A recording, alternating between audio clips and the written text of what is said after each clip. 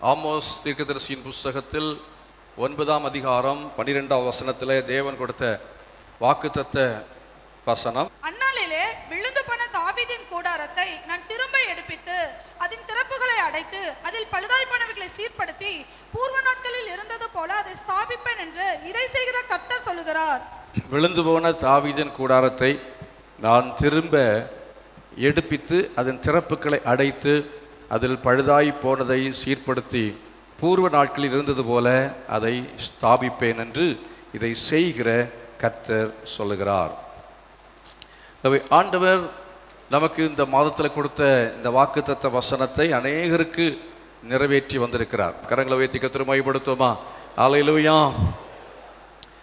ஆகவே இந்த வாக்குத்தத்தம் விசுவாசிக்கிறவர்களுக்கு ஆண்டவர் அநேக விதத்திலே அவர் உதவி செய்கிறவர். விழுந்து போன கூடாரத்தை அவர் திரும்ப எடுத்து கட்டுகிறவராக இருக்கிறார். விழுந்து போன கூடாரத்தை தேவன் திரும்ப எடுத்து அவர் கட்டுகிறவர். ஆண்டவர் நம்முடைய வாழ்க்கையிலே ஏற்படுகிற வீழ்ச்சிக்கான காரணங்களை அவர் வேத புத்தகத்திலே பல இடங்களிலே சொல்லி இருக்கிறார். 1 சாமுவேல் புஸ்தகத்தில் 2ஆம் அதிகாரத்திலே 35ஆம் வசனத்தில் வாசிக்கிற சமயத்தில் அங்கே நாம்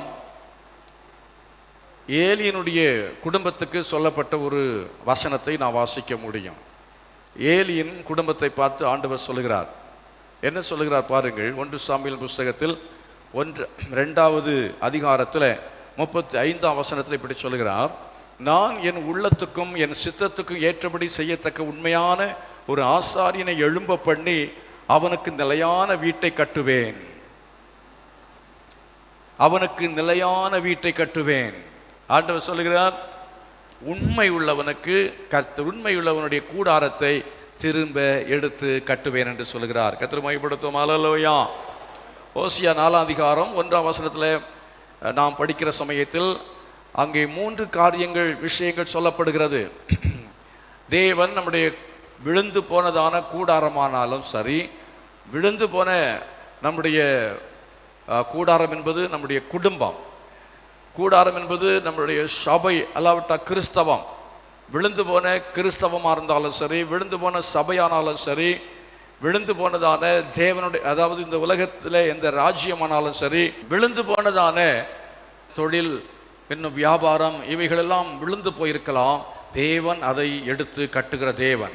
அதற்கு நாம் செய்ய வேண்டிய காரியங்கள் 3 என்று ஓசியா 4ஆம் அதிகாரத்தில் 1ஆம் வசனத்தில் படிக்கிறோம். 3 காரியங்கள் என்ன? 1, அது ஏனென்றால் தேசத்தில் உண்மையும் இல்லை, தேசத்தில் உண்மையும் இல்லை, இரக்கமும் இல்லை, தேவனை பற்றிய இரக்கமும் இல்லை, தேவனை பற்றிய அறிவும் இல்லை என்று ஆண்டவர் சொல்லி 3 காரியங்கள் நிமித்தமாகத்தான் தேசம் விழுந்தது. இஸ்ரவேல் தேசம் விழுந்ததுக்கான காரணங்கள் 3. 1 உண்மை இல்லை, 2 என்ன இல்லை, இரக்கம் இல்லை, குரூவல்டி, அதனால கொடுமைப்படுத்துதல், முதலாவது உண்மை இல்லாமை. 3 தேவனை பற்றிய அறிவில்லை, தேவனை பற்றிய அறிவில்லாதபடியால் தேவனை ஆராதிக்க ஆட்கள் இல்லை, தேவனை ஆராதிக்கிறது மாத்திரமல்ல தேவனை அறிவிக்கவும் ஆட்கள் இல்லை. ஆகவே இந்த 3 விஷயங்கள் அங்கே நம்ம படிக்கிறோம். இந்த 3ஐயும் நான் இன்றைக்கு உங்களோடு பேச நேரம் இல்லை. ஆகவே இந்த 3ல் ஒரு விஷயத்தை உங்களோடு பேசுகிறேன். 1 சாமுவேல் 2ஆம் அதிகாரத்தில் படித்தோம். நான் என் உள்ளத்துக்கும் என் சித்தத்துக்கும் ஏற்றபடி செய்யத்தக்க உண்மையான ஒரு ஆசாரியனை எழும்ப பண்ணி, உண்மையான ஆசாரியன் அல்லாவிட்டு உண்மையான ஒரு மனுஷன் என்று சொல்லும்போது அவன் கர்த்தருடைய உள்ளத்துக்கும் அவருடைய சித்தத்துக்கும் விருப்பத்துக்கும் ஏற்றபடி செய்கிறவன் தான் உண்மையானவன். உண்மையானபடி செய்கிறவன் என்று சொன்னால் அர்த்தம் என்ன? கர்த்தருடைய உள்ளத்துக்கும் கடவுளுடைய உள்ளத்துக்கும் அவருடைய சித்தத்துக்கும் ஏற்றபடி செய்கிறவர்கள். சிலர் இருக்கிறார்கள், அப்பாவுடைய உள்ளத்துக்கு ஏற்றபடி செய்கிற பிள்ளைங்க இருக்கிறாங்க, அப்பாவுடைய விருப்பத்துக்கு ஏற்றபடி செய்கிற நடந்து கொள்கிற பிள்ளைகள் இருக்கிறார்கள். அதே போல சபையிலும் அப்படித்தான். சபையில போதகருடைய விருப்பத்துக்கு ஏற்றபடி நடந்து கொள்கிறவர்கள். விருப்பத்துக்கு ஏற்றபடின்னு சொன்னா என்ன விருப்பம்? ஜப கூட்டங்களுக்கு வர வேண்டும், ஊழியம் செய்ய வேண்டும் என்றெல்லாம் போதகர்கள் சொல்லுவார்கள் சபையின் குறித்ததான காரியங்களிலே. அப்படி சொல்லும் பொழுது, சபையின் திட்டங்களை அறிவிக்கும் பொழுது, அந்த விதமாக போதகர்கள் பாஸ்டர்ஸுடைய விருப்பம் சித்தம் என்று அவருடைய விருப்பத்துக்கு ஏற்றபடி சபையில விசுவாசிகள் செய்யும் பொழுது அவர்கள் உண்மையான விசுவாசிகள். இந்த பாஸ்டருக்கு உண்மையான விசுவாசியா இருக்க முடியும், கர்த்தருக்கு உண்மையான விசுவாசியா நீங்க இருக்க முடியும். அதே போல குடும்பத்தில் நீங்க உண்மையான ஒரு பிள்ளையாக இருக்க முடியும். அதே போல ஒரு மனைவி ஒரு வீட்டில் கணவனுக்கு ஒரு உண்மையான மனைவி, அவருடைய உள்ளத்துக்கு ஏற்றபடி அவருடைய விருப்பத்துக்கு ஏற்றபடி நடந்து கொள்ளுகிற மனைவி உண்மையான மனைவியாக இருக்கிறாள்.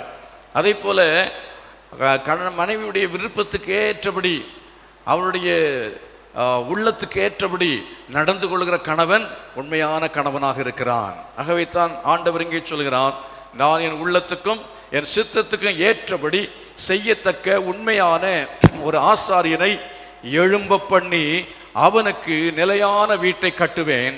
அவன் என்னால் அபிஷேகம் பண்ணப்பட்டவனுக்கு முன்பாக சகல நாளும் நடந்து கொள்வான் என்று ஆண்டவர் தீர்க்க தரிசனமாக சொல்லுகிறதை நாம் பார்க்கிறோம். இந்த தீர்க்க தரிசனமான வார்த்தையை ஏலி என்கிற ஆசாரியனுக்கு விரோதமாக சொன்னார். ஆசாரியன் ஆகிய ஏலிக்கு விரோதமாய் கர்த்தர் சொல்லும் பொழுது இப்படி சொல்லுகிறதை பார்க்கிறோம். என் வாசஸ்தலத்தில் ஆண்டவர் சொல்ற பாருங்க, தேவனுடைய மனுஷன் ஏலியிடத்தில் வந்து 27 நான் படிக்கிறேன். கர்த்தர் உரைக்கிறது என்னவென்றால், உன் பிதாவின் வீட்டார் எகிப்திலே பார்வோனின் வீட்டில் இருக்கையில் நான் என்னை அவர்களுக்கு வெளிப்படுத்தி என் பலிபீடத்தின் மேல் பலியிடவும் தூபங்காட்டவும் என் சமூகத்தில் ஏபோத்தை தரிக்கவும் இஸ்ரவேல் கோத்திரங்களிலெல்லாம் அவனை எனக்கு ஆசாரியனாக தெரிந்து கொண்டு உன் பிதாவின் வீட்டாருக்கு இஸ்ரவேல் புத்திரருடைய தகன பலிகளை எல்லாம் கொடுக்கவில்லையோ? என் வாசஸ்தலத்திலே செலுத்தும்படி நான் கட்டளையிட்ட என் பலியையும் என் காணிக்கையும் நீங்கள் உதைப்பானேன். என் ஜனமாகி இஸ்ரவேலின் காணிக்கைகளில் எல்லாம் பிரதானமானவைகளை கொண்டு உங்களை கொழுக்க பண்ணும்படிக்கு நீ என்னை பார்க்கிலும் உன் குமாரரை மதிப்பானேன் என்கிறார். ஆகையால் இஸ்ரவேலின் தேவனாகிய கர்த்தர் சொல்லுகிறதாவது, உன் வீட்டாரும் உன் பிதாவின் வீட்டாரும் என்றைக்கும் என் சந்ததியில் நடந்து கொள்வார்கள் என்று நான் நிச்சயமாய் சொல்லியிருந்தும் இனி அது எனக்கு தூரமாயிருப்பதாக. என்னை கணம் பண்ணுகிறவர்களை நான் கணம் பண்ணுவேன், என்னை அசட்டை பண்ணுகிறவர்கள் கனையினப்படுவார்கள் என்று கர்த்தர் சொல்லுகிறார். உன் வீட்டில் ஒரு கிழவனும் இராதபடிக்கு உன் பிதாவின் வீட்டாருடைய புயத்தையும் நான் தரித்து போடும் நாட்கள் வரும். இஸ்ரவேலுக்கு செய்யப்படும் சகல நன்மைக்கும் மாறாக என் வாசஸ்தலத்திலே உபத்திரவத்தையும் காண்பாய். ஒருபோதும் உன் வீட்டில் ஒரு கிழவனும் இருப்பதில்லை. என் பலிபீடத்தில் சேவிக்க நான் உன் சந்ததியில் நிர்மூலமாக்காதவர்களோ உன் கண்களை பூத்து போக பண்ணவும் உன் ஆத்துமாவை வேதனைப்படுத்தவும் வைக்கப்படுவார்கள். உன் வம்சத்தில் உள்ள யாவரும் வால வயதிலே சாவார்கள். ஒப்பினி பினேகாஸ் என்னும் உன் 2 குமாரர் மேல் வருவதே உனக்கு அடையாளமாயிருக்கும். அவர்கள் இருவரும் ஒரே நாளில் சாவார்கள் என்று ஆண்டவர் ஏலியை பார்த்து இந்த தீர்க்க தரிசனமான வசனத்தை சொன்னார். ஏலி என்கிற ஒரு ஊழியக்காரன், ஆசாரியன், பிரதான ஆசாரியன். பிள்ளைகள் ஆசாரியர்கள். பிரதான ஆசாரியன் என்றால் இஸ்ரவேல் ஜனங்களில் 12 கோத்திரம் இருந்தார்கள். யாக்கோபினுடைய 12 பிள்ளைகளிலே ஒரு கோத்திரம் லேவி கோத்திரம். லேவியுடைய கோத்திரத்தை தேவன் ஊழியத்திற்காக பிரித்தெடுத்தார். அவர்களுக்கு சுதந்திரம் கொடுக்கவில்லை. அவர்களுக்கு கர்த்தரே சுதந்திரமாக இருந்தார். ஆண்டவர் அவர்களுக்கு இந்த பலிப்பொருளினாலே காணிக்கையினாலே அவர்களுக்கு பிழைப்பு உண்டாகும்படி அதை கட்டளையிட்டிருந்தார். அவர்கள் காணிக்கையை வாங்கி சாப்பிட வேண்டும். பலியினாலே அவர்களுக்கு வருமானம் இருந்தது. வேறு எந்த விதமான உத்தியோகம் வேலை மற்ற மக்கள் பார்க்கிறது போல பார்க்கக்கூடாது. 11 கோத்திரமும் இந்த கோத்திரத்துக்கு என்ன செய்ய வேண்டும் என்றால் அவருடைய வருமானத்தில் 10ல் 1 தசமபாகமாக கர்த்தருக்கென்று செலுத்த வேண்டும். அவைகளிலிருந்து அவைகள் அவர்களுக்கு பகிர்ந்து கொடுக்கப்பட்டு வந்தது. இவ்விதமாய் லேவியரை கர்த்தர் அவருக்காக பிரித்தெடுத்தார். ஆனால் மோசேயுடைய சகோதரன் ஆரோன் லேவியின் குடும்பத்தில் பிறந்தவர்கள். ஆனால் இந்த ஆரோனுடைய வம்சத்திலே வந்தவர்கள் பிரதான ஆசாரியர்களாக இருந்தார்கள். கர்த்தர் பிரதான ஆசாரியர்களை தேவன் ஏற்படுத்தினார்.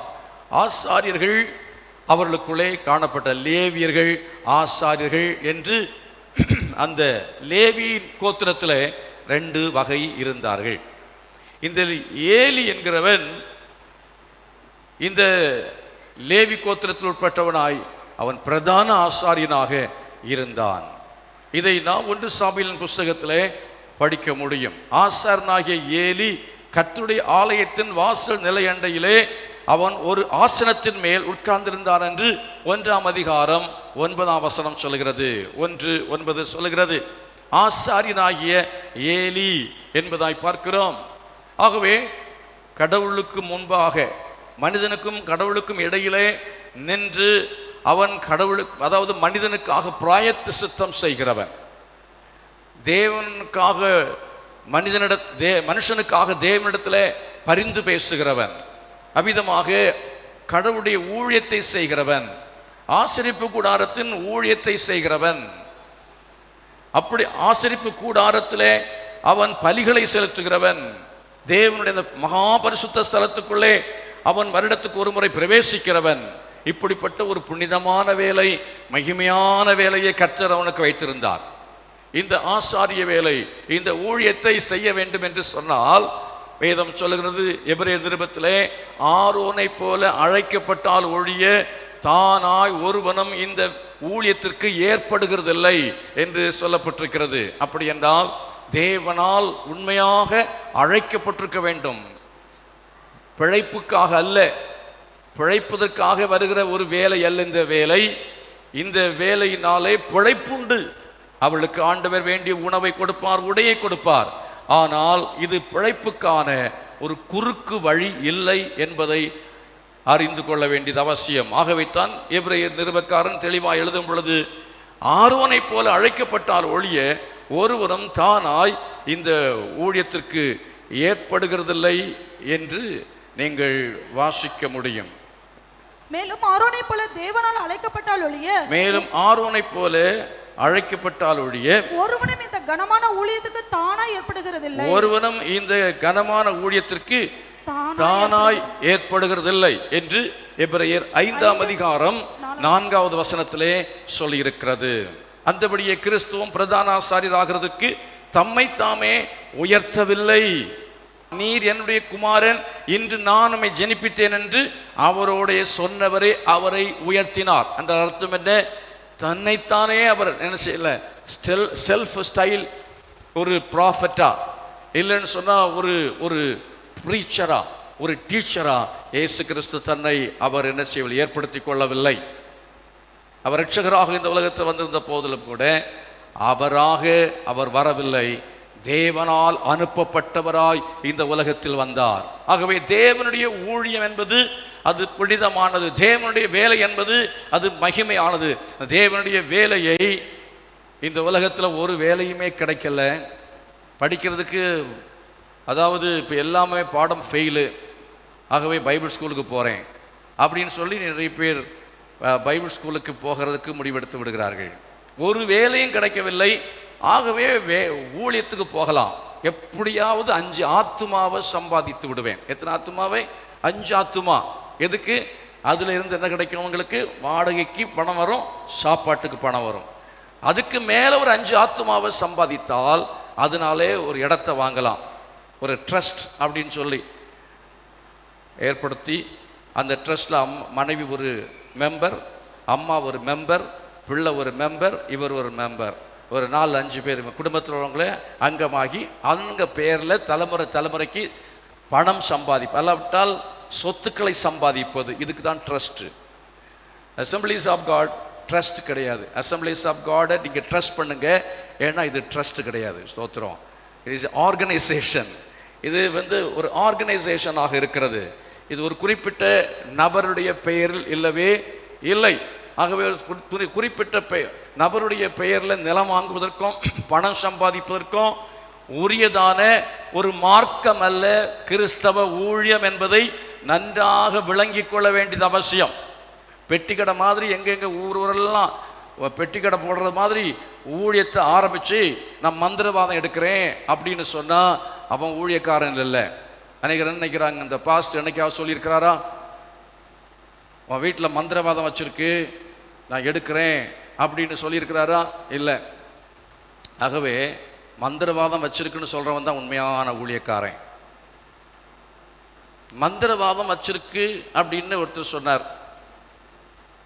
யார் வீட்டிலலாம் மந்திரவாதம் வச்சிருக்கு அப்படின்னு சொன்னார், 2 பிள்ளைகள் இருக்கிற வீட்டுகளெல்லாம் மந்திரவாதம் வச்சிருக்குன்னார் போன வாரத்தில் ஒருத்தர் ஊழியக்காரர்.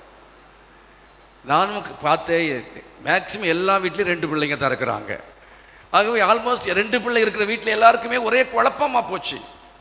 லாஸ்ட் எங்கள் வீட்டில் மந்திரவாதம் வச்சுருக்காங்களாமே, ஒரே தொல்லை. நான் சொன்னேன், அதுக்கு என்ன இப்போ மந்திரவாதம் வச்சுருந்தாங்கன்னு அதுக்கு இப்போ என்ன பண்ணணும்? நான் வந்து இப்போ எடுக்க முடியுமா? நான் வந்து இப்போ எடுக்க போகிறேன்? இல்லை.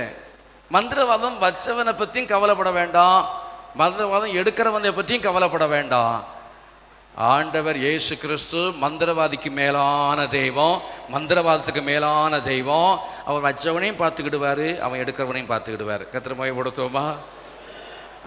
அதை பற்றி யோசிச்சுட்டு இருந்தீங்கன்னு சொன்னால் மந்திரவாதி பெரியவன் ஆயிடுவான், மந்திரவாதம் எடுக்கிறவனும் பெரியவன் ஆயிடுவான். அவன் வந்து திருப்பி அவனையே வச்சாலும் வச்சுட்டு அது ஒரு காணிக்கை வாங்கிட்டு போயிடுவான். அதனால மந்திரவாதம் எடுக்கிறதுக்கென்று கர்த்தர் ஊழியக்காரனை ஸ்பெஷலாக அபிஷேகம் பண்ணி வைக்கல. அதை பற்றி கவலையே படாதுங்க.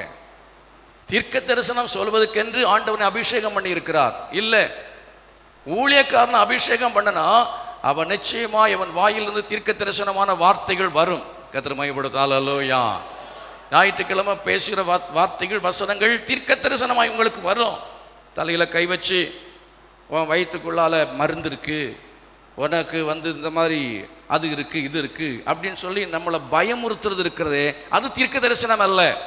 நம்மை விசுவாசத்தில் கட்டி எழுப்புவதுதான் தீர்க்க தரிசனமாக இருக்கிறது. கரங்களை கொட்டி கர்த்தரை மகிமைப்படுத்தும். ஹல்லேலூயா. மந்திரவாதத்தை சொல்லி உங்களை குடும்பத்தை பிரிப்பதல்ல, தீர்க்க தரிசனத்தை சொல்லி உங்கள் குடும்பத்தை பிரிப்பதல்ல, சபையை பிரிப்பதல்ல. தீர்க்க தரிசனம் சபையை கட்டக்கூடியதா இருக்கிறது.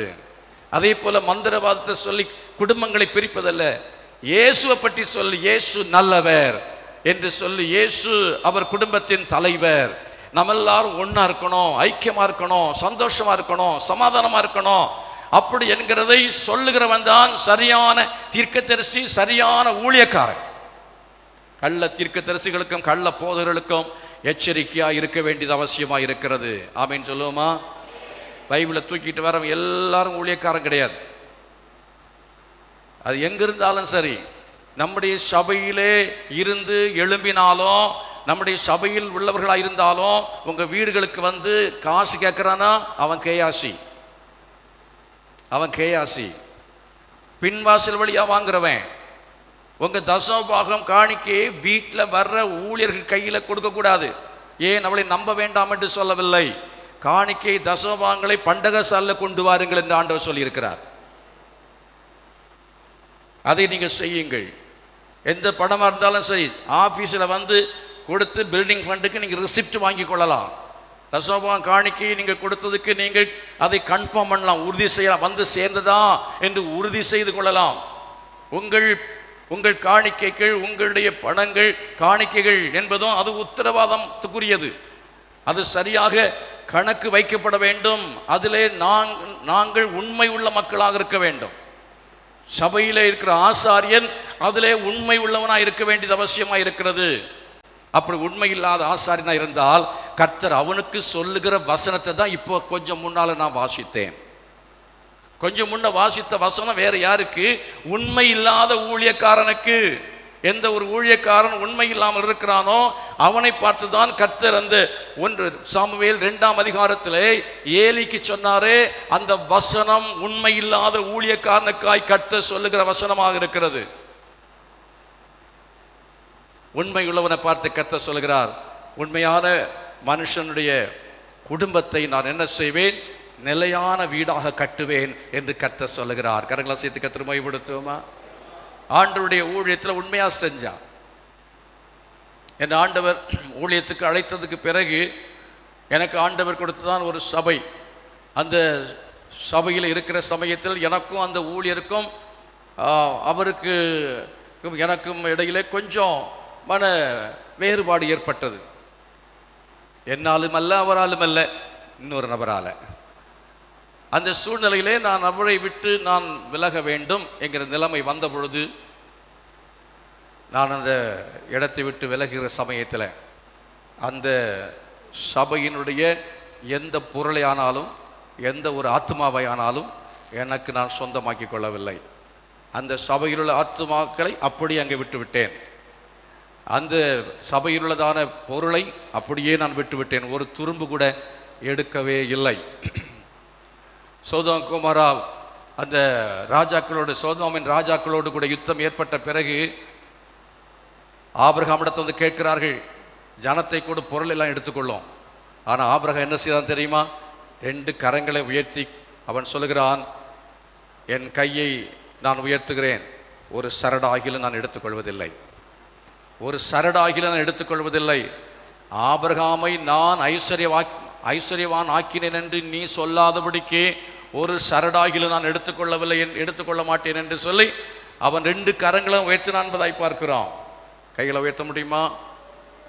புருஷர்கள் தங்கள் கைகளை உயர்த்தணும்னு வேதம் சொல்லுகிறது. எங்க சொல்லி இருக்கிறது தெரியுமா? தீமோத்தேயுவில் வாசிக்கிறீங்க. தீமோத்தேயின் புஸ்தகத்தில் அந்த வசனம் சொல்லப்பட்டிருக்கிறது. எடுத்தால் நீங்கள் வாசிக்கலாம். 1 தீமோத்தேயின் புஸ்தகத்தில் 2வது அதிகாரத்தில் 8வது வசனம் சொல்கிறது, அன்றியும் புருஷர்கள் கோபமும் தர்க்கமும் இல்லாமல் பரிசுத்தமான கைகளை உயர்த்தி எல்லா இடங்களிலேயும் ஜெபம் பண்ண வேண்டும் என்று விரும்புகிறேன். பரிசுத்தமான கைகள் சொன்னா என்ன? கரைபடாத கைகள். ஆலயத்தில் நீங்கள் உங்கள் கரங்களை உயர்த்தி ஜெபிக்கும் பொழுது, நீங்கள் கைகளை உயர்த்தி வீட்டில் ஜெபிக்கும் பொழுது உங்கள் ஜெபங்களை கர்த்தர் கேட்டு உங்கள் குடும்பத்தை நிலையான குடும்பமாக கட்ட வேண்டும் என்று சொன்னால் கை எப்படி இருக்க வேண்டும்? கரை இல்லாமல் இருக்க வேண்டும், பரிசுத்தம் இல்லாமல் இருக்க வேண்டும். எத்தனை பேர் இன்றைக்கு நீங்க சொல்ல முடியும்? புருஷர்களை பார்த்து கேட்கிறேன், உங்கள் ஜெபத்தை கர்த்தர் கேட்பதற்கு உங்கள் கைகள் பரிசுத்தமாயிருக்கிறது. நீங்கள் கள்ளத்தனமாய் ஒரு பணமும் சம்பாதிக்கவில்லை, லஞ்சம் வாங்கவில்லை, கள்ள கணக்கு எழுதவில்லை, கள்ள கையெழுத்து போடவில்லை. சொல்ல முடியுமா? எத்தனை பேர் உண்மையா இருக்கிறீங்க? எத்தனை உண்மை உள்ள மக்களா இருக்கிறீங்க? அப்படிப்பட்ட மக்களை கர்த்தர் ஆசீர்வதிப்பாராக. அப்படிப்பட்ட கரங்களை பார்க்கிறேன். கர்த்தர் உங்களை ஆசீர்வதிப்பாராக. கர்த்தர் சொல்ல, உங்களுக்கு நிலையான வீட்டை நான் கட்டுவேன் என்று கர்த்தர் சொல்லுகிறான். 10th பாஸ் ஆன பிள்ளைகளுக்கு சொல்றேன், நிறைய மார்க் எடுத்தவங்களுக்கு சொல்றேன், உங்க கையை வைத்து சொல்லுங்க, என் கை பரிசுத்தமான கை, நான் காப்பி அடிக்கவில்லை. அப்ப கர்த்தர் சொல்ற, உங்களுக்கு நிலையான வீட்டை கட்டுவேன் என்று கர்த்தர் சொல்லுகிறான். எந்த உத்தியோகத்தில் நீங்க இருக்கலாம். அந்த உத்தியோகம் கிடைத்தது எப்படி? நீங்க லஞ்சம் கொடுத்து வாங்கினீங்களா? இல்ல அதிகாரத்தில் இருக்கிற நீங்கள் வீட்டை வாங்கியிருக்கலாம், இல்ல காரை வாங்கியிருக்கலாம். அது எப்படி வாங்கினீங்க? லஞ்சம் வாங்கின கையை கர்த்தர் அறிவார். அப்படிப்பட்டவர்களுடைய வீடு நிலையான வீடாக இருக்காது, நிலையான சமாதானம் இருக்காது, நிலையான சந்தோஷம் இருக்காது, நிலையான வாழ்வு இருக்கவே இருக்காது என்று இந்த வசனம் நமக்கு மிக தெளிவாய் சொல்லுகிறது. ஆகினாலே ஊழியம் செய்கிறவளா இருந்தாலும் சரி, ஊழியம் செய்யாதவளா இருந்த, இன்றைக்கு ஏலி போல யாரோ ஒருவர் அல்ல, ஆரோனுடைய குடும்பத்தில் வந்தவர்கள் மட்டும் அவர்கள் ஆசாரியர்கள் அல்ல. யார் லேவியர்கள், யார் ஆசாரியர்கள்? நீங்கள் பேதுரு நிருபத்தில் வாசிக்கிறீர்கள், வாசித்து பாருங்கள். பேதுரு நிருபத்தை எடுத்துக்கொள்ளுங்கள். 1 பேதுரு 2வது அதிகாரத்தில் 9வது வசனம் இப்படி சொல்லுகிறது, நீங்களோ உங்களை அந்தகாரத்தினின்று தம்முடைய ஆச்சரியமான ஒளியினிடத்திற்கு வரவழைத்தவருடைய புண்ணியங்களை அறிவிக்கும்படிக்கு தெரிந்து கொள்ளப்பட்ட சந்ததியாயும் ராஜரிகமான ஆசாரிய கூட்டமாயும் பரிசுத்த ஜாதியாயும் அவருக்கு சொந்த ஜனமாயும் இருக்கிறீர்கள். இன்றைக்கு புதிய ஏற்பாட்டு சபையிலே நாம் எல்லாருமே இயேசுவின் இரத்தத்தால் கழுவப்பட்டு சுவிசேஷத்தை அறிவிக்கும்படி தெரிந்து கொள்ளப்பட்டவர்களாய் கர்த்தர் நம்மை வைத்திருக்கிறார். நாம் எல்லாருமே ரட்சிக்கப்பட்டு ஞானஸ்நானம் எடுத்த விசுவாசிகள் எல்லாருமே ஆசாரியர்கள். நம்ம எல்லாம் தெரிந்து கொள்ளப்பட்ட சந்ததி, பரிசுத்த ஜனமாக இருக்கிறோம். எத்தனை பேர் விசுவாசித்து சந்தோஷத்தோடு ஆண்டவரை மகிமைப்படுத்த விரும்புறீங்க? ஹல்லேலூயா. கர்த்தர் நம்மை ஆசாரியராக ஏற்படுத்தி இருக்கிறார். ஆசாரியனாக ஏற்படுத்தி இருக்கிறார். தேவன் நம்மை பரிசுத்த ஜாதியாக ஏற்படுத்தி இருக்கிறார். தெரிந்து கொள்ளப்பட்ட ஒரு மனுஷனாக, தெரிந்து கொள்ளப்பட்ட ஒரு மனுஷியாக கர்த்தர் நம்மை சபையில வைத்திருக்கிறார், இந்த ஊர்ல வச்சிருக்கிறார். அப்படி இருக்கும் பொழுது நாம் எப்படி இருக்க வேண்டுமோ, உண்மையுள்ள மனுஷனாக இருக்க வேண்டும். உண்மையுள்ள ஒரு மனுஷியாக இருக்க வேண்டியது அவசியம். உண்மை என்பதை பற்றி நீங்கள் இந்த வேதத்திலிருந்து படிக்கும் பொழுது 3 காரியங்களை நான் உங்களுக்கு சொல்ல விரும்புகிறேன். 3 காரியங்களில் நாம் உண்மையா இருக்க வேண்டும். நம்பர் 1, நம்முடைய வீழ்ச்சிக்கு காரணமாயிருப்பது எதிலே உண்மை இல்லாவிட்டால் நாம் வீழ்ச்சி அடைகிறோம் என்றால், ஆவிக்குரிய ஜீவியத்தில் உண்மை இல்லை என்றால் நாம் வீழ்ச்சி அடைகிறோம். ஆவிக்குரிய ஜீவியத்தில் உண்மை உள்ளவர்களாக இருப்போம் என்றால் கர்த்தர் நமக்கு நிலையான வீட்டை கட்டுவார். கர்த்தரை மையப்படுத்துங்கள். நம்பர் 2, இரண்டாவது, நாம் ஆராதனையில் உண்மை உள்ளவர்களாக இருக்க வேண்டும். ஆராதனையில் உண்மை உள்ளவர்களாக இல்லை என்றால் கர்த்தர் நமக்கு நிலையான வீட்டை தரமாட்டார். உண்மை உள்ளவர்களாக நாம் இருக்க வேண்டும். ஆராதனையிலே நாம் உண்மை உள்ள மக்களாக இருக்க வேண்டியது அவசியமாக இருக்கிறது. நம்பர் 3, மூன்றாவது, ஆவியிலே உண்மை உள்ள மக்களாக நாம் இருக்க வேண்டும். முதலாவது சொன்னேன், ஆவிக்குரிய ஜீவியத்தில் உண்மை உள்ள மக்களாக இருக்க வேண்டும். இரண்டாவது சொன்னேன், ஆராதனையிலே உண்மை உள்ள மக்களாக இருக்க வேண்டும். மூன்றாவது, நம்முடைய ஆவியிலே உண்மை உள்ள மக்களாக இருக்க வேண்டியது அவசியம். உண்மை உள்ளவன் ஒருவனாகிலும் இல்லை என்று ஆண்டவர் சொன்னார். அங்கலாய்க்கிறார். உண்மை உள்ளவர்கள் ஆண்டவர் தேடி பார்க்கிறார், இல்லை. இந்த 3 காரியத்திலையும் நாம் உண்மை உள்ள மக்களாய் மாறிவிட்டோம் என்றால் கர்த்தர் நமக்கு நிலையான வீட்டை கட்டப் போகிறார். கரங்களா சேர்த்து கர்த்தர் மையப்படுத்துவோம். ஹல்லேலூயா.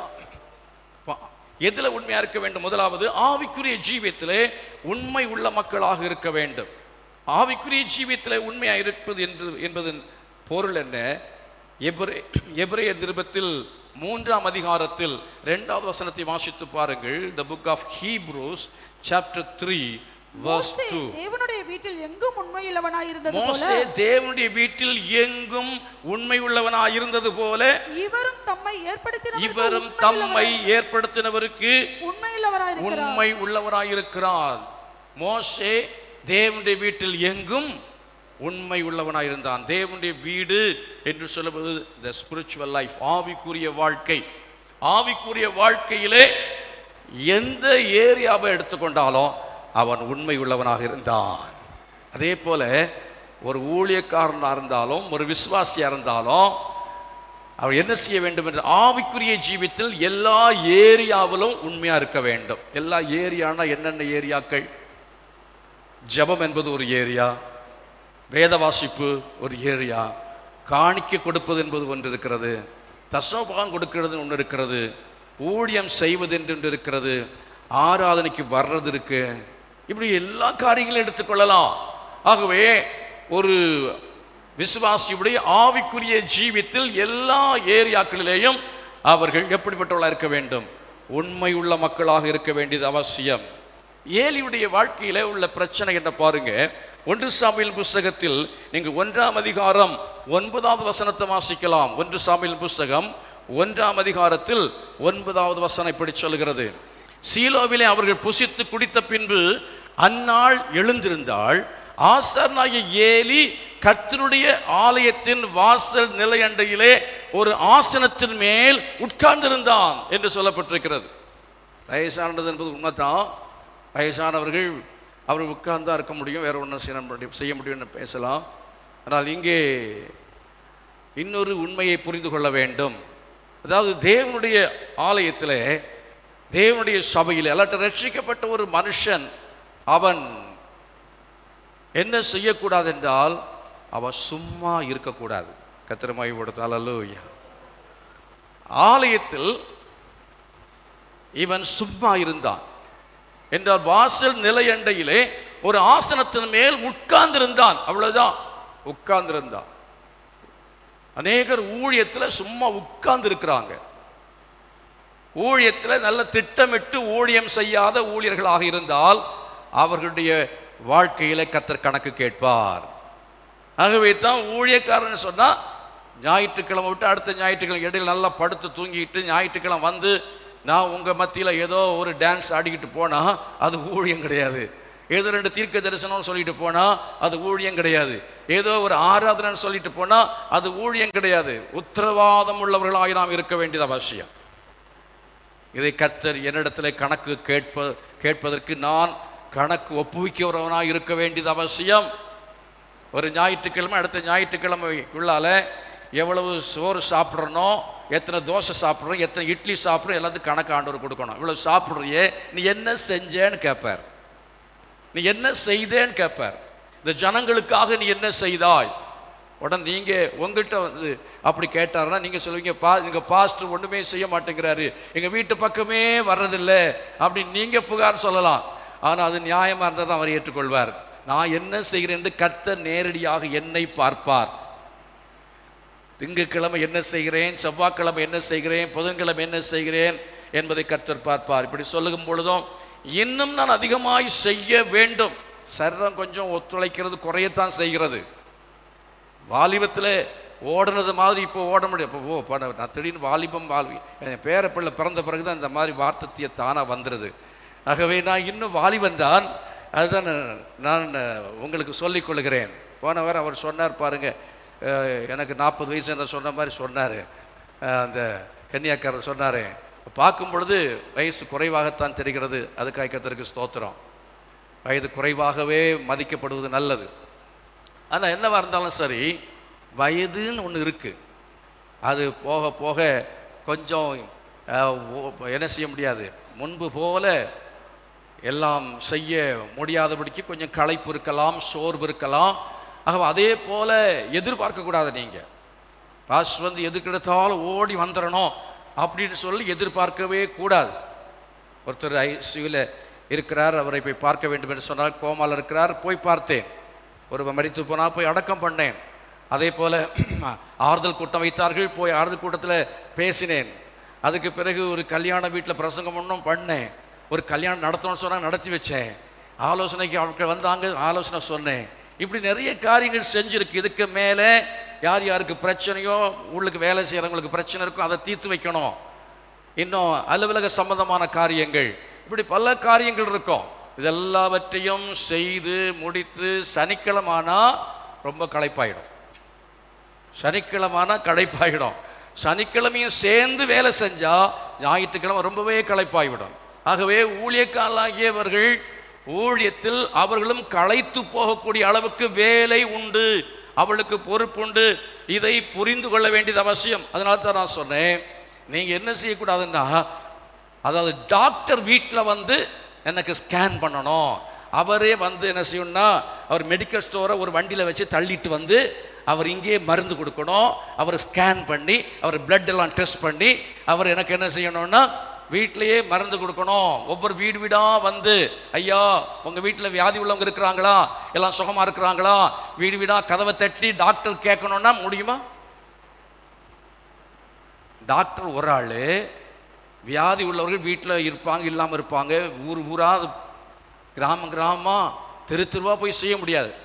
அவர் ஒரு இடத்துல இருந்தால் அங்கே நீங்கள் வந்துட்டீங்கன்னா அங்கே வரும் பொழுது அவர் என்ன செய்கிறார், உங்களுக்கு வியாதிக்கு மருந்து கொடுப்பார். அதே மாதிரி தான் சபையும் கூட. அந்த பாஸ்டர் வர்றாரு, இந்த பாஸ்டர் வர்றாரு, அவங்க டெய்லி வர்றாங்க. அவங்களுக்கு வேலை இல்லை, நேரம் போகல, வராங்க. எங்க சொல்லியிருக்கு டெய்லி விசுவாசி வீட்டுக்கு போன ஊழியக்காரன் சொல்லியிருக்காரா? விசுவாசி வீட்டுக்கு டெய்லி வீடு சந்திக்கு போன எந்த பைபிள்ல எங்க சொல்லியிருக்கு சொல்லுங்க பார்க்கலாம். ஒவ்வொரு வீட்டையும் விசுவாசிகள் வீட்டை ஊழியக்காரன் தினந்தோறும் 2 வேளை சந்திக்க வேண்டும், முடிந்தால் 3 வேளை சந்திக்க வேண்டும் எழுதி வச்சிருக்கு. இந்த தவறான உபதேசத்திலிருந்து சபை வெளியே வரணும். உண்மையான சபையா இருந்தா, மனமாட்டி சபையா இருந்தா, ரட்சிக்கப்பட்ட பிறகு ஒவ்வொரு விசுவாசியும் ஊழியத்துக்கு போகணும். அதே மாதிரி ஊழியக்காரனும் என்ன செய்யணும், சுவிசேஷ ஊழியத்தை செய்ய வேண்டும். எத்தனை பேர் ஆமென் சொல்றீங்க? 99 வெளியே கிடக்குது, ஒண்ணுதான் ஒன்றுக்கு இருக்கு, ஒரு ஆடு. அன்னைக்கு இயேசு சொல்லும் போது சொன்னார், 90 அதாவது ஒரு ஆடு காணாமல் போயிட்டு 99 ஆடுகள் உள்ளால இருக்கிற சமயத்தில் அந்த ஒரு ஆட்டை தேடி போனானா அப்படின்னு ஆண்டவர் சொல்றார் ஓமையில. ஆனா அது வேற சொல்றது. இப்போ நான் என்ன சொல்றேன், நம்ம நாட்டில் 1% தான், 1% கூட உள்ளால இல்லை, சபைக்குள்ளால 99% வெளியே இருக்கு ரட்சிக்கப்படாம. அப்படின்னா இந்த 1% வீட்டில் ஒரு வாரத்தில் 2 நாள் 3 நாள் வீடு சந்திப்புக்குன்னு வந்து சந்திச்சுட்டு இருந்தால் வேலை நடக்குமா? இல்லை. ஊழியக்காரன் என்றால் அவனுடைய பிரதானமான வேலை சுவிசேஷம் அறிவிப்பு, அவருடைய புண்ணியங்களை அறிவிக்கும்படி கர்த்தர் ஆசாரியனாய் தெரிந்து கொண்டார். கரங்களை வைத்து கர்த்தருடைய சமூகத்தில் அவர் மையப்படால். அல்லேலூயா. அவருடைய புண்ணியங்களை அறிவிக்கும்படி கர்த்தர் நம்மை தெரிந்து கொண்டிருக்கிறார், என்னை தெரிந்து கொண்டிருக்கிறார், ஊழியக்காரனை தெரிந்து கொண்டிருக்கிறார். ஆனபடினால அதைத்தான் அவர்கள் பிரதானமாய் செய்ய வேண்டியது அவசியமாக இருக்கிறது. சும்மா இருக்கக்கூடாது. ஒரு ஊழியக்காரன் சும்மா இருக்கக்கூடாது, ஒரு விசுவாசியும் சும்மா இருக்கக்கூடாது. இவன் சும்மா உட்கார்ந்துருந்தான், வாரமானா சும்மா உட்கார்ந்துட்டு, அவர் சும்மாவை உட்கார்ந்துருந்தாரு. பாஸ்டர் ராஜமணி சொல்கிற மாதிரி அவன் சும்மா உட்காந்துருந்தான். பையன் வீட்டில் சும்மா இருக்கிற, வேலை எதுக்கு இருக்கா? இல்லை, அவன் வேலை, அவன் சும்மா இருக்கிறான், அவனுக்கு வேலை இல்லைன்னா சும்மா இருக்கிறான். அவன் சும்மாவாக இருக்கிறான். காலை 2 இட்லி சாப்பிட்றான், மத்தியானம் 1 குண்டா சோறு சாப்பிட்றான், சாயங்காலம் 10 சப்பாத்தி சாப்பிட்றான், சும்மாவாக இருக்கிறான் அப்படின்னு சொல்லுவார். அதே மாதிரி இவரும் சும்மாவாக இருந்தார். வாசித்து பாருங்க, 1 அதிகாரத்தில் நீங்கள் படிக்கிற சமயத்தில் 12ஆம் வசனம் 1:12, அவள் கர்த்தருடைய சந்நிதியில் வெகு நேரம் விண்ணப்பம் பண்ணுகிற போது, கர்த்தருடைய சந்நிதியிலே வெகு நேரம் விண்ணப்பம் பண்ணுகிற போது ஏலி அவள் வாயை கவனித்துக் கொண்டிருந்தான். சும்மாவா இருந்தான், அவன் சும்மாவா இருந்தான், வாயை பார்த்துட்டு இருந்தானா. சில அநேகர் சபையில் வர்றாங்க, சபையில் வந்தவன் சும்மா இருக்கிறான்னு சொல்லுவா, இங்கே வந்தாலும் சும்மா உட்கார்ந்துருக்க மாட்டான். ஒரு கூட்டம் சும்மா உட்கார்ந்துருக்கும். சபையில் வந்து சும்மா ஆராதனைக்கு வர்ற ஆட்கள் ஆராதனையிலே சும்மா இருக்கிற ஆட்கள் இருக்கிறாங்க. கையை வைத்துங்கன்னா வைத்த மாட்டாங்க, கை அடிங்கன்னா அடிக்க மாட்டாங்க, ஸ்தோத்திரம் பண்ணுங்கன்னா ஸ்தோத்திரம் பண்ண மாட்டாங்க, பாடுங்கன்னா பாட மாட்டாங்க. ஒழுங்குக்குள்ளால சபையை கட்டலைன்னா ஒழுங்கினமா போகும், கொஞ்ச நாளில் விழுந்துடும். இஷ்டத்துக்கு சபையை கட்டினா ஒரு காலத்தில் சபை விழுந்துடும். ஆகவே தான் ஒழுங்காய் சபையை கட்ட வேண்டியது அவசியமாக இருக்கிறது. ஆண்டவர் ஆராதிக்கணும். எந்தெந்த வேலை யார் யார் செய்யணுமோ அவங்க செய்யணும். வாலண்டியராக வேலை செய்கிறவங்க வாலண்டியராக வேலை செய்யணும். ஆராதனைக்கு வர ஆட்கள் ஆராதனை வந்து என்ன செய்யணும்? ஆண்டவரை ஆராதிக்க வேண்டும், ஸ்தோத்திரம் பண்ணணும். அதே போல் பைபிளை கொண்டு வந்து வசனத்தை குறிப்பு எடுக்க வேண்டும். இப்படி நாம் ஆலயத்தில் வந்து சும்மா இருக்கக்கூடாது. இப்போ ஆலயத்தில் வந்து சில ஆட்கள் என்ன செய்வாங்கன்னா, அது செய்கிற ஆட்கள் அப்படியே வேடிக்கை பார்த்துக்கிட்டு இருப்பாங்க.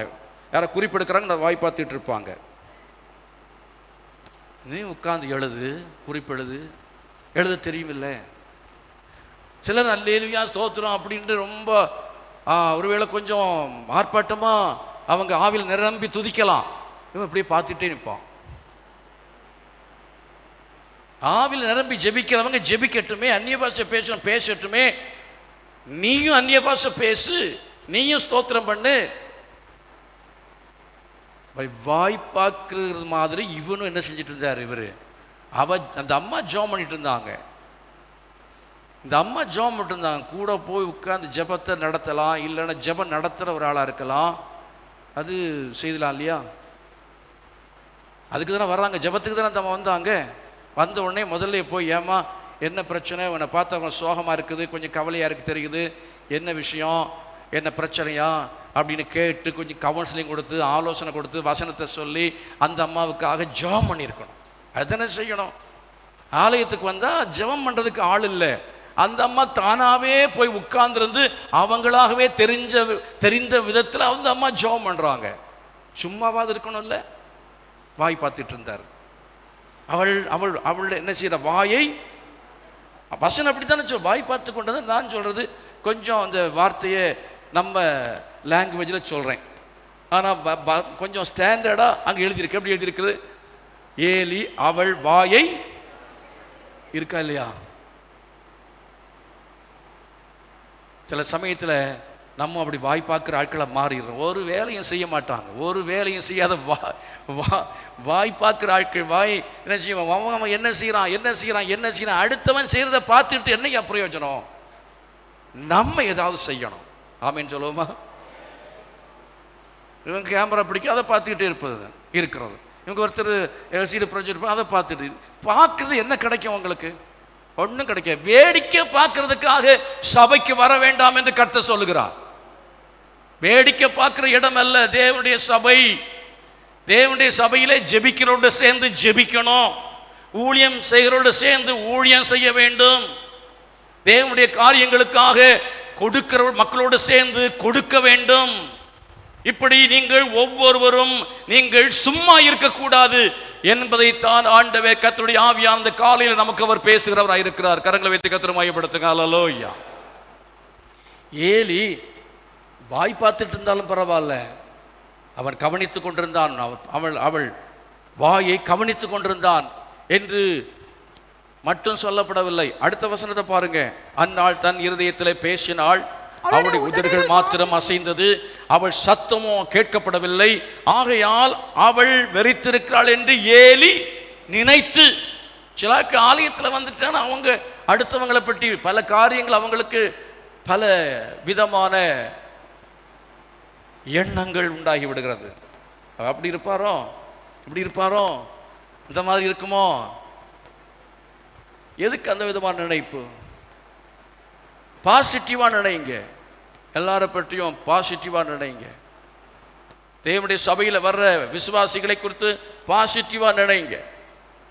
ஒரு மாதிரிப்பட்டதான விதத்தில் அவளுக்கு சந்தேக பார்வை வேண்டாம், சந்தேகமான பார்வை வேண்டாம்.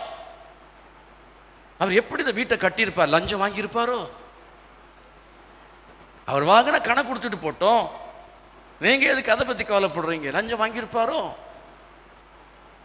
பட்டு சேலை இப்படிலாம் வாங்கி வாங்கி வாங்கி வாங்கி வாரந்தோறும் கட்டிட்டு வராளே, இவன் புருஷன் என்னவா இருப்பாரு?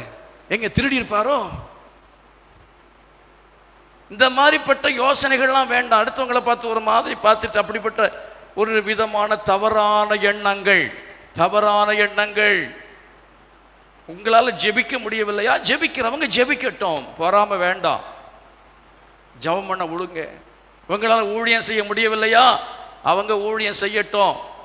நீங்க சும்மா இருந்தா கூட பரவாயில்ல, நீங்க என்ன செய்ய வேண்டாம், இப்படிப்பட்ட தவறான எண்ணங்கள் கொள்ள வேண்டாம். இயேசு கிறிஸ்து இப்படிப்பட்ட பொல்லாத நினைவுகள் உங்களுக்குள்ளே தோன்றுவது என்ன என்று யூதர்களை பார்த்து கேட்டார்.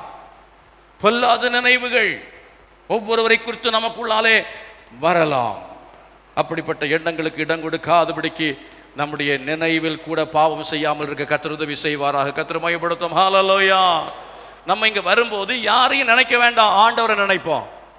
தேவனுடைய சமூகத்துக்கு வரும் பொழுது கர்த்தரை நினைப்போம். ஆராதனை நடத்துறவங்களை பற்றி ஒரு நினைப்பு, மியூசிக் போடுறவங்களை பற்றி ஒரு நினைப்பு. அவர் இப்படி சட்டை போட்டிருக்கிறார், எப்படி பேண்ட் போட்டிருக்கிறார், இதையே நீ பார்த்துக்கிட்டு இருக்கிற, இதையே என்ன நினைச்சுக்கிட்டு இருக்கிற, முடி எவ்வளோ நீளமாக வச்சிருக்கிறாங்க, அவள் டை அடிச்சிருக்க இல்லையா, அவள் டை எதோ அடிக்கட்டும், நீ கர்த்தரை நினை. ஆமென். ஆண்டவரை நினைக்கணும். கர்த்தரை நினைத்து துதிப்பாயாக, ஸ்தோத்திரம் பண்ணுவாயாக, ஜெபம் பண்ணுவாயாக. உன்னுடைய வாழ்க்கையை நீ சரியாக பாதுகாத்துக்கொள். உன் குடும்பத்தை நீ சரியா பாதுகாத்துக்கொள். உன் பிள்ளைகளை சரியா பாதுகாத்துக்கொள். நம்மவே சரியில்லை. சரியில்லாமல் இருக்கும் பொழுது அடுத்தவனுக்கு என்ன ஊழியம், அடுத்தவனுக்கு என்ன, அடுத்தவன் குறைய போய் சொல்றது என்ன? வாசித்து பாருங்க 1 சாமுவேல் 1ஆம் அதிகாரத்தில். அப்படி அவன் நினைத்து என்ன செய்தாளாம்? 14ஆம் வசனம் சொல்கிறது, அவளை நோக்கி, நீ எதுவரைக்கும் வெறித்திருப்பாய், உன் குடியை உன்னை விட்டு விலக்கு அப்படின்னு சொல்லுகிறான். குறை சொல்லாம இருக்கவே மாட்டாங்களே சில ஆட்கள். தானும் செய்ய மாட்டான், செய்கிறவனை செய்யவும் விட மாட்டாங்க. தானும் செய்ய மாட்டான், செய்கிறவனை செய்யவும் விடவே மாட்டான். இதுதான் சபையில் இன்னைக்கு இருக்கிற பிரச்சனை. சபையினுடைய வீழ்ச்சிக்கு காரணம், கிறிஸ்தவத்தின் வீழ்ச்சிக்கு காரணம், இன்று குடும்பங்களின் வீழ்ச்சிக்கு காரணம் இவைகள் தான். ஏலியுடைய வாழ்க்கையில அவன் தேவனுடைய ஆலயத்தில் இருந்தாலும், தேவனுடைய ஆலயத்தில் கர்த்தர் அவனை எந்த ஸ்தானத்தில் எந்த பொறுப்பில் வைத்திருந்தாரோ அந்த காரியத்தில் அவன் உண்மையாக அவன் செயல்படவில்லை. அவன் சும்மா இருந்தான். அது மாத்திரமல்ல, அவன் ஒழுங்கா ஜெபம் பண்ணுகிறவனாக அந்த ஜெபம் பண்ண வந்த ஆளை போய் பார்த்து என்ன செய்யணும்? பேசி இருக்கணும். அன்னாளை சந்திச்சிருக்கணும், அன்னாள்கிட்ட பேசி இருக்கணும், விசாரித்திருக்க வேண்டும். அவளுடைய பிரச்சனைக்காக ஈவன் அவள் மேல கை வச்சு ஜெபம் பண்ணி இருக்கணும், அவளுக்கு ஊழியம் செஞ்சிருக்கணும். செய்தாரா? இல்லை. எத்தனையோ பேர் வர்றாங்களே, அன்னாள் போல வர்றாங்களே, வர்ற அன்னாள்லாம் வாயே நம்ம கவனிச்சுட்டு உட்கார்ந்து இருக்கிறோம். அவன் ஏன் அழுறா? அழுறதுக்கு காரணம் அவளுக்கு பிள்ளை இல்லை, அவளுக்கு வீட்டில் பெரிய பிரச்சனை இருக்கு, புருஷன் குடிகாரனா இருப்பான். அவன் ஏன் அப்படி அழுறான்? இப்படி ஏன் நம்ம அவங்கள பார்த்துட்டு முகத்தை பார்த்துட்டு போறதுனால என்ன லாபம் கிடைக்கிறது என்று ஆண்டவர் நம்மை பார்த்து கேட்கிறார். நம்ம என்ன செய்ய வேண்டும்? பார்க்க வேண்டும், அந்நாளை கவனிக்க வேண்டும். கவனித்து குறை சொல்வதற்கல்ல, அவளுடைய நல்ல விதமா நினைக்கணும். அவங்க ஏதோ ஒரு பிரச்சனை இருக்கிறது, ஏதோ ஒரு கஷ்டம் இருக்கு, ஆகவே தான் இன்னைக்கு முகம் டல்லா இருக்கு. இல்லைன்னு என்ன நினைப்போம்? முகம் டல்லா இருந்தோடனே இன்னைக்கு அந்த ஆள் அவருக்கு ஏங்க எனக்கு பிடிக்கல, நான் உடுத்த சேலை இன்னைக்கு பிடிக்கல, அதுதான் ஒரு மாதிரி போறா சொல்றோமா இல்லையா? அதுக்கு பிறகு இப்படி நினைப்போமே, அவருக்கு என்ன பிரச்சனையோ யாருக்கு தெரியும் அப்படின்னு நினைச்சிட்டு வீட்டில் சண்டை போட்டு வந்திருப்பாரா இருக்கும். அப்படின்னு நினைக்க வேண்டாம். ஏதோ அவருக்கு ஒரு சொந்த பிரச்சனை இருக்கும், ஏதோ ஒரு பிரச்சனை இருக்கிறது, ஏதோ ஒரு கவலை இருக்கிறது. போய் வீட்டில் போய் பார்த்து ரொம்ப டல்லா இருந்த மறைச்சு போன வாரம் என்ன விஷயம், எப்படி நல்லா இருக்கீங்களா, பிள்ளைங்க நல்லா இருக்காங்களா அப்படின்னு கொஞ்சம் அன்பாக கரிசனையோடு விசாரித்தால் நீங்கள் சரியான ஊழியக்காரன், சரியான ஆசாரியன், சரியான விசுவாசி. கர்த்தர் நிலையான வீட்டை கட்டுவார். கரங்களை வைத்து கர்த்தரை மகிமைப்படுத்துவோமா? அல்லேலூயா. அதுக்கு பதிலாக இப்படிப்பட்ட வேற்று விதமான பார்வைகள் நமக்கு வேண்டாம், சிந்தனைகள் நமக்கு வேண்டாம், பேச்சுக்கள் நமக்கு வேண்டாம். இது தேவனுடைய சபையிலே அன்றைக்கு தேவனுடைய சபை விழுந்து போவதற்கு, தேவனுடைய சமுதாயம் இஸ்ரவேல் ஜனம் விழுந்து போவதற்கு, ஏலியின் குடும்பம் விழுந்து போவதற்கு காரணமாயிருந்தது. குருவை போல தான் சீஷன் இருப்பான். இவர் எப்படி இருந்தா விசுவாசிகள் எப்படி இருந்திருப்பாங்க, பிள்ளைங்க எப்படி இருந்திருப்பாங்க, அதை நீங்க கீழே படிக்க முடியும், அதை நீங்க கீழே நீங்க என்ன செய்ய முடியும், பார்க்க முடியும். அவன் என்ன செய்தான்? அதாவது 1 சாமுவேல் 1ஆம் அதிகாரத்தில் 9ஆம் வசனத்தில் சொல்லப்பட்ட வசனத்துக்கு இன்னொரு விளக்கம் தான் சொல்ல விரும்புகிறேன். என்ன தெரியுமா? அவன் இருந்த இடத்திலேயே அவன் இருந்தான், அவ்வளவுதான். வாசல்ல உட்கார்ந்து இருந்தான். அநேகர் இன்றைக்கு தேவனுடைய சபைக்கு வருகிறவர்கள் தேவனுடைய சபையில் ரட்சிக்கப்பட்ட இடத்திலேயே இருக்கிறாங்க, ரட்சிக்கப்பட்ட இடத்திலேயே இருக்கிறாங்க. அவள் உள்ளாலே போய் ஜெபிக்கிற அனுபவத்தை உடையவளா இருந்தபடினாலே கர்த்தர் அவளுடைய ஜெபத்தை கேட்டார், அவளுடைய கண்ணீரை கண்டார், அவளுடைய பொருத்தனையை கர்த்தர் பார்த்து அவளுக்கு கர்த்தர் சாமுவேல் என்கிறதான ஒரு மகனை கொடுத்தார். அந்த மகனை கர்த்தர் மகா பெரிய தீர்க்கதரிசியாக மாற்றினார். அவன் மூலமாக இஸ்ரவேல் ஜனங்கள் அவர்கள் வழிநடத்தப்பட்டார்கள். ஏலியினுடைய வீடு அது அழிந்தது. ஆனால் சாமுவேலை கர்த்தர் எடுத்து என்ன செய்தார்? பயன்படுத்தினார். யார் முழங்கால் நின்று ஜெபம் பண்றாங்களோ, யார் கண்ணீர் விடுகிறார்களோ, யார் பொருத்தனை பண்ணுகிறார்களோ, யார் பொருத்தனை பண்ணி நிறைவேற்றுகிறார்களோ அவர்களுக்கு கர்த்தர் நிலையான வீட்டை கட்டுவேன் என்று கர்த்தர் சொல்கிறார். கரங்களை சேர்த்து கர்த்தரை மகிமைப்படுத்துங்க. அல்லேலூயா. நீ வாசல் நிலையண்டையிலே உட்கார்ந்து இருக்கிறவனாகவே இருக்கிறாய். என்றைக்கும் சபைக்கு வந்தீங்களோ, வந்ததுக்கு பிறகு ஒரு அடி கூட உள்ளால எடுத்து வைக்கலையே. எங்க இருக்கிறீங்க அங்கத்தான். பின்னால வந்து உட்கார்ந்த நீங்க பின்னால தான் இருக்கிறீங்க. முன்னால வெள்ளை சேர் போட்டிருக்கிறோம், இந்த சேர் காலியா இருக்கு. இதில் லீடர்ஸுகள் ஊழியக்காரர் உட்கார்றதுக்கு இடங்கள் தான் இந்த இடங்கள். அப்படி ஆட்கள் முன்னால் வர வர வெள்ளச்சேராக எல்லாத்தையும் மாற்றிடும். வெள்ளச்சேராக மாற்றினாட்டு தான் வெள்ளச்சேரெலாம் மாற்றிக்கிட்டு விசுவாசிகள் இல்லாத சபையாக இல்லை, உங்களை மிஷனரிகளாக அனுப்பணும், உங்களை பாஸ்டராக அனுப்பணும், உங்களை இந்த தேசத்திலே சபை போதகர்களாக உங்களை அனுப்ப வேண்டும், ஜெபக்குழு தலைவர்களாக அனுப்ப வேண்டும். இதைத்தான் கர்த்தர் விரும்புகிறார். ஆனால் நம்ம எங்கேயோ இருந்த இடத்துல இருக்கிறோமே, ஒரு அடி கூட நம்ம நகரவே இல்லையே, உள்ளால வரவே இல்லையே. ஒரு வசனம்தான் வாசிக்க தெரியும்.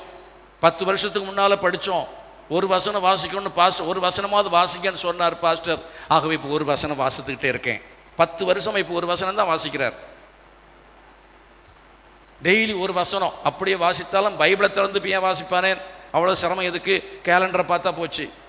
அப்படி கேலண்டர்லேயே வாசிச்சுட்டு ஓடுகிற விசுவாசியாய் மாறி இருக்கிறோம். அட்லீஸ்ட் அப்படியா செய்ததுக்காக கர்த்தருக்கு ஸ்தோத்திரம். ஒரு வசனமாவது. இன்னும் அநேகர் அது கூட இல்லை.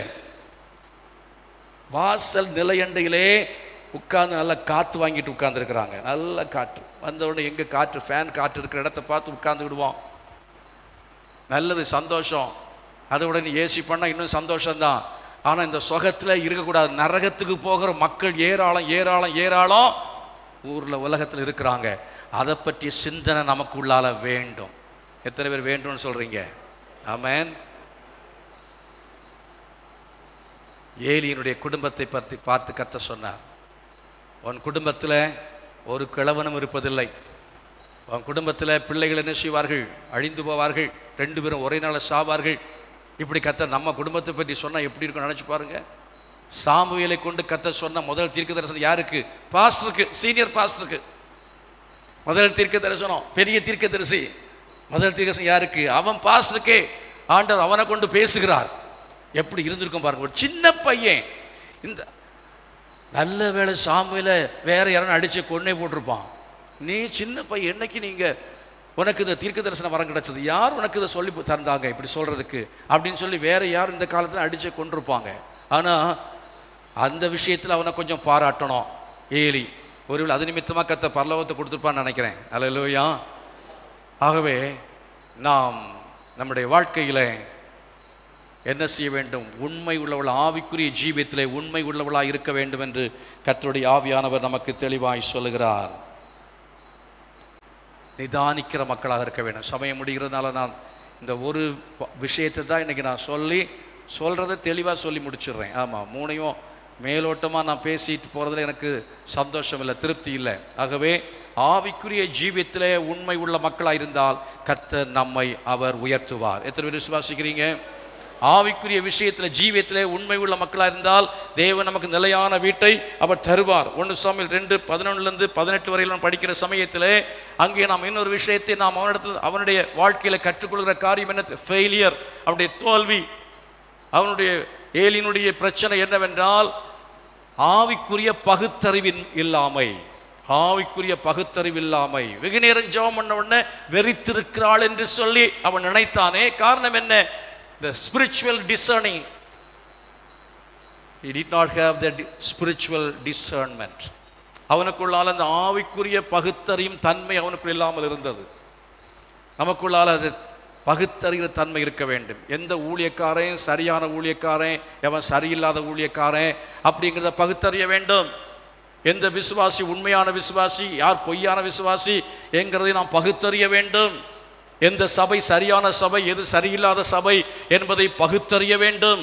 அப்படிப்பட்ட சரியான பகுத்தறிகிறதான ஒரு தன்மையை உடைய மக்களாக நாம் முதிர்ச்சி பெற வேண்டியது அவசியமாக இருக்கிறது. கரங்களை வைத்து அல்லேலூயா சொல்லுவோம். அல்லேலூயா.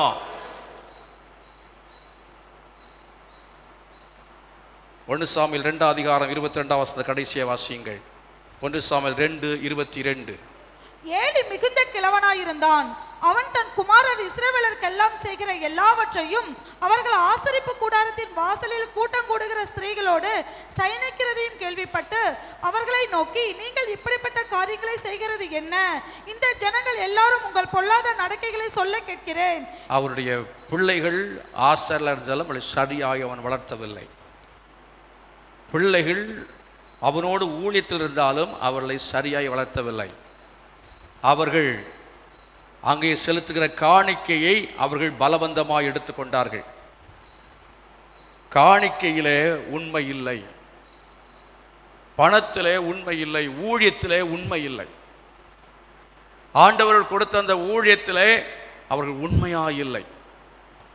எதை அவர்கள் எடுக்கணுமோ அதை எடுக்கணும், எதை எடுக்கக்கூடாது எடுக்கக்கூடாது. கொழுப்பெல்லாம் கர்த்தருக்கு சேரும். ஆகவே கர்த்தருக்கு சேர வேண்டிய கொழுப்பையும் சேர்த்து எடுத்து சாப்பிட்டாங்க. சீக்கிரமாக செத்தே போயிட்டாங்க. கர்த்தருக்கு கொடுக்க வேண்டியது என்ன செய்யணும்? கர்த்தருக்கு கொடுக்கணும். ஆண்டவர் கொடுக்கறது நம்ம என்ன செய்யக்கூடாது? எடுத்து சாப்பிடக்கூடாது. 10 யாருக்குரியது? கர்த்தருக்குரியது. முதற் பலன்கள் எல்லாம் யாருக்குரியது? கர்த்தருக்குரியது. ஆண்டவர் நம்ம கொடுக்கிற பிள்ளைகளில் ஒரு பிள்ளையை கர்த்தருடைய ஊழியத்துக்கு கொடுக்கணும். ஆமென். முதற் பலன் யாருக்குரியது? கர்த்தருக்குரியது. கோழி முட்டை போட்டுதுன்னா முதல் முட்டை யாருக்குரியது? ஆமாம், அதை கொண்டு வாங்க, நான் சாப்பிடணும். நீங்கள் கொண்டு வர கோழி முட்டையெல்லாம் சாப்பிட்டா நான் சீக்கிரம் காலி ஆகிடுவேன். ஆனால் அப்படின்னால அது எல்லாத்தையும் விற்று கொண்டு வந்தால் தப்பு கிடையாது, நல்ல விலை கிடைக்கும். விற்று கொண்டு வந்து காணிக்கப்பட்டியில் போடுங்க. கீழே கோழி முட்டை விற்ற பணம் முதற்பலன் போடுங்க. கர்த்தர் நிலையான வீட்டை உங்களுக்கு கட்டுவார். ஆமீன் சொல்லுங்க. அல்லேலூயா. சமயம் இல்லை, நான் அடுத்து சொல்லி முடிக்கிறேன். துணிகரமான பாவம், துணிகரமான பாவம். உங்கள் பிள்ளைகள் செய்தது துணிகரமான பாவம். சபையில் வந்த மக்களோடு கூட அவர்கள் தவறாக நடந்தார்கள் என்று நாம் இப்பொழுது வாசிக்க கேட்டோம். ஆகவே துணிகரமான பாவம். தேவனுடைய சபையில் இன்றைக்கு நம்ம எடுத்துக்கொண்டோம் என்றால், தேவனுடைய சபையில் துணிகரமான பாவங்கள் மலிந்து கிடக்கிறது. கிறிஸ்தவத்துக்குள்ளே துணிகரமான பாவங்கள் மலிந்து கொண்டிருக்கிறது. பெந்தகோஸ்தே விசுவாசிக்குள்ளே துணிகரமான பாவங்கள் மலிந்து கொண்டிருக்கிறது. ஊழியர்களுக்குள்ளே துணிகரமான பாவங்கள், விசுவாசிக்குள்ளே துணிகரமான பாவங்கள். இது நிமித்தமாக தேவனுடைய நாமம் என்ன செய்யப்படும்? தூஷிக்கப்படுகிறது. கர்த்தர் சொல்கிறார், இப்படி போனால் கிறிஸ்தவம் விழுந்துவிடும், இப்படி போனால் சபைகள் விழுந்துவிடும், இப்படி போனால் கிறிஸ்தவ குடும்பங்கள் விழுந்து போகும் என்று ஆண்டவர் சொல்கிறார். தேவ சமூகத்தை எல்லாரும் எழும்பி ஆண்டவர்கிட்ட நம்ம கேட்போம். ஆண்டவரே, என் குடும்பம் கட்டப்படுவதாக. ஆண்டவர், எனக்கு ஒரு நிலையான வீட்டை கட்ட வேண்டும். ஆண்டவரே, என் சபை கட்டப்பட வேண்டும். என் சபை கர்த்தாவை மேல் மேலும் வளர வேண்டும். இந்த சபை கட்டப்படுவதாக. கிறிஸ்தவ உலகம் ஆண்டவரே, ஆண்டவரே மக்கள் பெருக வேண்டும், கிறிஸ்தவம் வளர வேண்டும், கிறிஸ்தவம் தோற்று போகக்கூடாது. ஆண்டவரே, இன்றைக்கு கிறிஸ்தவம் என்று சொன்னாலே சாட்சி இல்லாமல் இருக்கிறதை பார்க்கிறோம். சீரழிந்து போன வாழ்க்கையை நாங்கள் பார்க்கிறோம். ஆண்டவரே, விழுந்து போன இந்த கூடாரத்தை நீ திரும்ப எடுத்து கட்டுவீராக என்று சில 2 கரங்களை வைத்து நம்முடைய கிறிஸ்தவ சமுதாயத்துக்காய் நல்ல கரத்தை வைத்து ஜெபம். ஆண்டவரே, ஊழியம் என்கிற பெயரில் நடக்கிற அக்கிரமங்களை பார்க்கிறோம், அநியாயங்களை பார்க்கிறோம், கள்ள தீர்க்க தரிசனங்களை பார்க்கிறோம், கபடு வஞ்சகத்தை வைத்துக் கொண்டு பிரசங்கம் பண்ணுகிறதை பார்க்கிறோம், தீர்க்க தரிசனம் சொல்லுகிறதை பார்க்கிறோம், ஜெபிக்கிறதை பார்க்கிறோம். கர்த்தருக்கு ஸ்தோத்திரம் என்று ஆண்டவரே கரங்களை குலுக்குகிற விசுவாசிகளை பார்க்கிறோம், ஊழியர்களை பார்க்கிறோம். ஆண்டவர், உண்மையான மக்களை எழுப்புவீராக, உண்மையான இருதயம் உள்ள மக்களை நீர் எழுப்புவீராக, உள்ளத்திலே ஒவ்வொருவருக்கும் உண்மை உண்டாவதாக என்று சொல்லி தேவ சமூகத்தில் கரங்களை வைத்து, ஆண்டவரே, ஆவிக்குரிய ஜீவியத்திலே உண்மை உள்ள மக்களாய் எங்களை மாற்ற வேண்டும். எங்க குடும்பத்தை நீர் மாற்ற வேண்டும். என் குடும்பத்திலே குடும்ப ஜெபம் உண்டாயிருக்க வேண்டும். என் குடும்பத்திலே ஆண்டவரே தனி ஜெபம் உண்டாயிருக்க வேண்டும். குடும்பத்திலே நாங்கள் ஆண்டு வேதத்தை வாசிக்க வேண்டும். எல்லா காரியத்திலையும் என் வீட்டிலே எந்த ஏரியாவிலையும் ஆவிக்குரிய ஜீவியத்திலே எந்த பகுதி எடுத்துக்கொண்டாலும் அங்கே உண்மை உள்ளவனாய் காணப்பட வேண்டும். அங்கே உண்மை உள்ளவளாய் நான் காணப்பட வேண்டும். எனக்கு நீர் உதவி செய்யும். தேவ சபையிலே நான் வந்து சும்மா இருக்கிறவனாய் அல்ல, தேவ சபையிலே வந்து வேடிக்கை பார்க்கிறவனாய் அல்ல, தேவ சபையிலே வந்து குறை சொல்லுகிறவனாய் குற்றம் சொல்லுகிறவனாக அல்ல, தேவ சபையிலே வந்து நான் பொறுப்புள்ளவளாக செயல்படும்படியாய் தீர்மானிக்கிறேன். நிலை அண்டையிலே வாசல் அண்டையிலே நான் உட்கார்ந்து இருக்கிறவனாக அல்ல, ஆலயத்துக்குள்ளே பிரவேசிப்பேன் ஆண்டவரே. தேவ ஆலயத்துக்குள்ளே பிரவேசிப்பேன் ஆண்டவரே. ஊழியத்துக்குள்ளே பிரவேசிப்பேன் ஆண்டவரே. ஒவ்வொரு கூட்டங்களை நான் பங்கு பெறுவேன் ஆண்டவரே.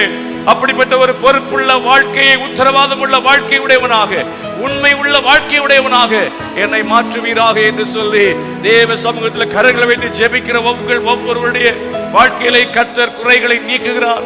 அவர் பாவங்களை அவர் மன்னிக்கிறார். ஆண்டவர் பரிசுத்த ஆவியினுடைய அபிஷேகத்தை நிரப்பி உண்மையாய் ஜீவிக்கத்தக்கதான கிருபையை, பலனை கர்த்தர் உங்களுக்கு இப்பொழுதே ஆண்டவர் தர வேண்டும் என்று விரும்புகிறார். தேவ சமூகத்தில் கரத்தை வைத்து கேளுங்க. ஆண்டவரே, உண்மையா இருக்க வேண்டும் என்று விரும்புகிறேன் அப்பா, உண்மையா இருக்க வேண்டும் என்று விரும்புகிறேன். என் குடும்பம் இடிக்கப்பட்டது காரணம், என் வாழ்க்கை விழுந்து போனது காரணம் உண்மை இல்லாமை உண்மையாய் நடந்து கொள்ள எனக்கு உதவி செய்யும் என்று சொல்லி தேவ சமூகத்தில் எல்லாரும் ஜெபம் பண்ணி கேளுங்க. ஹalleluya, உமக்கு ஸ்தோத்திரம். Thank you Jesus.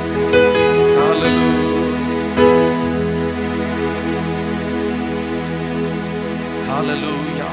வாயை திறந்து ஒரு சில நிமிடம் எல்லாம் ஜெபம் பண்ணுங்க. ஒப்புக்கொடுத்து ஜெபம் பண்ணுவோம். கண்ணீரோடு ஜெபம் பண்ணுவோம். கண்ணீரோடு ஜெபம் பண்ணுவோம். ஈசோ வினா கழுவு இன்றே சுத்தமாவோ ஈசோப்பினால் கழுவும் இன்றே சுத்தமாவோ உறைகின்ற பனி போல வெண்மையாவோமையா உம் திரு வார்த்தையினால் உறைகின்ற பனி போல வெண்மையாவோமையா உம் திரு வார்த்தையினால் கரங்களை சேர்த்து மகிமை மகிமை மாட்சிமை மாறா என் நேசருக்கே மகிமை மகிமை மாட்சிமை மாறா என் நேசருக்கே. தகப்பனே, கரங்களை வைத்து உங்கள் பிள்ளைகளுக்கு ஜெபிக்கிறேன். ஆண்டவர் ஒவ்வொருவருடைய வாழ்க்கையிலையும் ஆவிக்குரிய ஒரு வைராக்கியத்தை தர வேண்டும் என்று கேட்கிறோம். ஆவிக்குரிய ஜீவியத்தில் வைராக்கியம் மாத்திரமல்ல, நாங்கள் பயபக்தி உள்ளவளாக இருக்க உதவி செய்யுங்க. உண்மை உள்ளவளாக இருக்க எங்களுக்கு உதவி செய்யும்படியா நாங்கள் கேட்கிறோம். எங்களுக்கு கத்த நிலையான வீட்டை கட்ட போறதுக்காக நாங்கள் நன்றி செலுத்துகிறோம். விழுந்து போன கூடாரத்தை திரும்ப எடுத்து கட்ட போறதுக்காக நாங்கள் நன்றி செலுத்துகிறோம். ஆண்டவரே, வீழ்ச்சி வராதபடிக்கு எங்கள் வாழ்க்கையில நாங்கள் தொடர்ந்து உண்மையை காத்துக்கொள்ள உதவி செய்யும். உண்மையை காத்துக்கொள்ள உதவி செய்யும். இரக்கமுள்ளவனாக இருக்க உதவி செய்யும். உம்மை பற்றி அறிவிலே வளரைகளுக்கு உதவி செய்யும். இயேசுவின் நாமத்தில் பிதாவே, ஆமென்.